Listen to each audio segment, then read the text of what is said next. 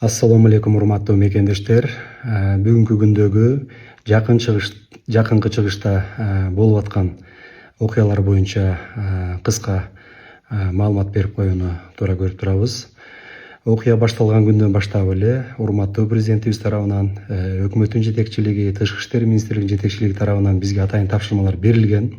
Ыкчам түрдө иш алып барып жатабыз. Ар бир жараныбыз менен ушул Сауд Арабиядагы студенттер менен, умрачылар менен биз байланыштабыз.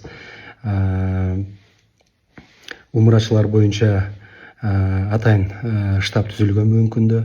Оперативдүү иш чараларды өткөрүү боюнча муфтият менен, дин иштери менен, улуттук агенттик менен биргеликте, ошондой эле умра компаниялары менен биргеликте бүгүнкү күндө атайын иш чаралар жүргүзүлүп атат. Андан сырткары Бахрейндеги биздин 35 жараныбыз кайрылды. Алар менен дагы биз түз күндөр түндөр байланыштабыз. Кандайдыр бир азыр өтө кооптуу акыбалдар өзгөрүп кетсе, алар боюнча дагы биз чараларды көрүүгө даярдыктарды көрүп атабыз. Урматтуу мекендештер, авиа каттамдар боюнча айта кетейин. Сауд Арабияда билесиздер, аэропорттор салыштырмалуу түрдө туруктуу иштеп атат. Себеби бул жерде кошуна өлкөлөрдө бир топ аэропорттор жабылды.